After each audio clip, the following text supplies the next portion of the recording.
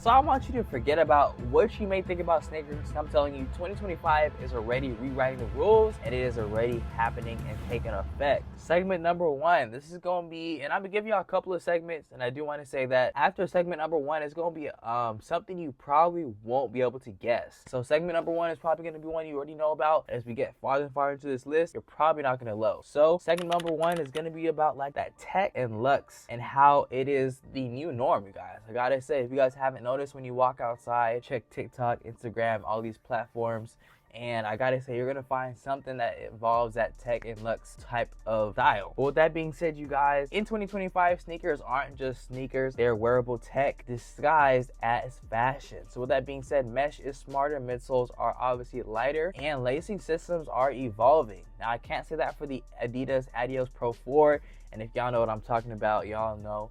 But with that being said, I feel like nowadays and age, we're very into like that tech wear, or not really tech wear, but it's like those Y2K type of trends where, like, as I was talking about before, you have a lot of meshes in there, you got lighter shoes and just more comfortable options. So with that being said, a prediction I do want to give you guys is expect very adaptive fits. So it's not going to be like something that's very like restricting. You also do want to go ahead and expect some AI-informed traction systems, because you know AI is of rise right now, and materials that change with temperature. So with that being said, tech mixed with that utility time sneakers and streetwear is new mainstream. I'm telling y'all heard it here first. Take that and run with it. And if you think tech is the future, wait until you see what's coming up from the past, you guys. I'm telling y'all, all of the things that come from the past, they literally come back full circle. And I hope you realize that. But anyway, segment number two is going to be that retro is mutating, you guys. And I do want to say, brands aren't just retroing old pairs anymore, they're mutating them, and they're giving them new tools, modern materials, and sometimes even AI reinterpretation. So look out for those for sure. Prediction for, I guess you can call it the retro style, is going to be that hybrid retros will be dominating. And I think like the 90s uppers with 2025 midsoles is definitely going to be where it's going to be like the most prominent. But I gotta say, New Balance and Asics, obviously you should know this by now, but they are leading the wave in this charge with like the performance and style hybrids. So with that being said, if you don't know that already, I recommend you really tap in with the channel, because I'm really giving y'all sneaker game videos every single week. And if you do want to see the playlist, I'll put a playlist somewhere up here. It should be like an info card either up here or up here. But make sure to check that video or that playlist out after this video. But I gotta say, not every single retro is going to be surviving, and one icon might be heading to the grave. So stay tuned for that. Segment number three. This is one that's pretty obvious, and I feel like we still see a couple of people wearing these shoes out there, but I gotta say at this point it is very much dead and out of style. But one thing I gotta say that about like things that are dead and out of style, I gotta say, don't make that stop you from wearing something that you like. I'm definitely an advocate for wearing what you like and what fits you with your identity and style. So if it is something you like, man, go ahead and rock it. But with that being said, the death of Panda Dunks and GR Jordans. I don't know what to say at this point. I feel like all these like sneaker, I think it's called like consignment stores, it's crazy because it's like you can go in there and try to give them your Jordans, but it's like they don't even want your Jordans no more. They really want your Asics, they want your New Balances. Like that's really the wave currently. But I gotta say, Panda Dunks are sitting at outlets, which is crazy because years ago you would not have seen that. You got GR Jordans coming and collecting dust, and you got resale price charts tanking crazy, y'all. Like the sneaker market is cooked. But with that being said, you guys, we've officially hit a fatigue in terms of Panda Dunks, GR Jordan 1s, even Jordan 4s to a certain extent, except for like the brick by bricks and things like that. And they're everywhere and nowhere at the same time. So I gotta say, I feel like even those Timberlands, they gotta be put in the vault, but I feel like Timberlands is one of those grails that I feel like will last, like the Air Force Ones.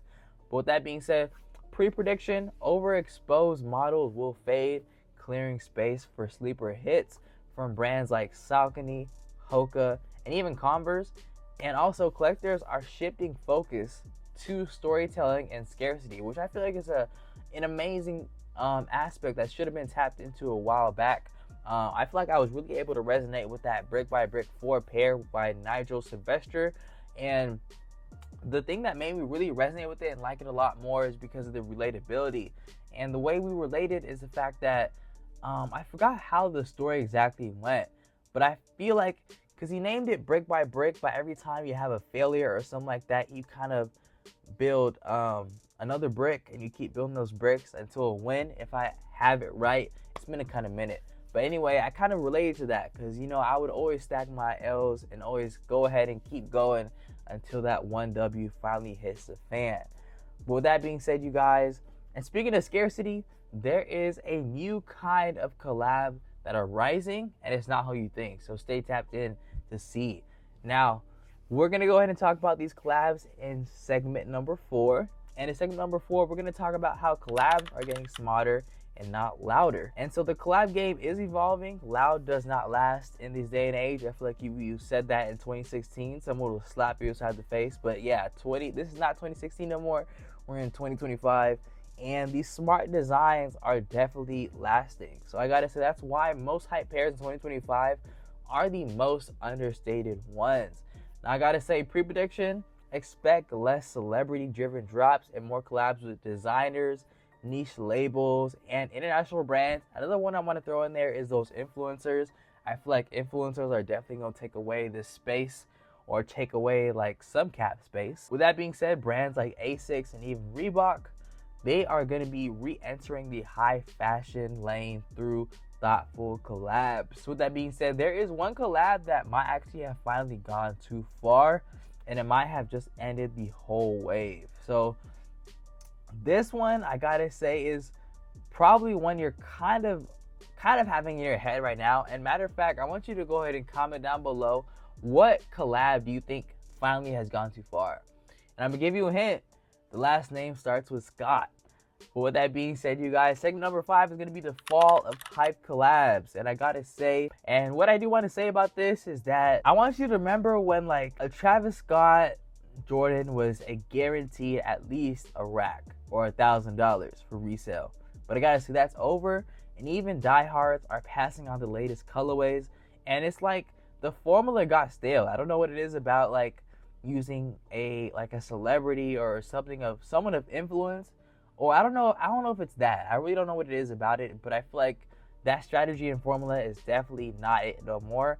And the reverse swoosh, soft tones, raffle drop, it's like a rinse, repeat, and forget at this point. But I gotta say, big name collabs will definitely start to slow down, and resale prices will keep dipping.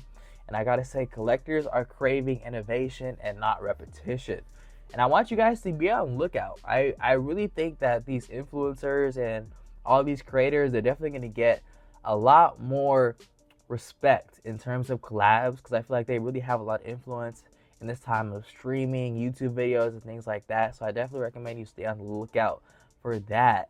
But on to segment number 6. This one I was a little bit skeptical of adding, but I've been seeing a lot of personalization, and not just in what I'm about to talk about, but I've seen a lot of personalization within sneakers that may not be what I'm talking about. So I'm gonna go ahead and just talk about what I have to say. And I want to say the future of sneakers isn't mass production, it's micro expression. And things like Nike, Adidas, and even startups are building platforms to let you design your own pairs. Like obviously you guys know, like the Nike by you have the Adidas Maker Lab, custom TikTok pairs, and things like that. I want to say that personalized platforms will definitely go mainstream, and expect AI assisted sneaker design for sure.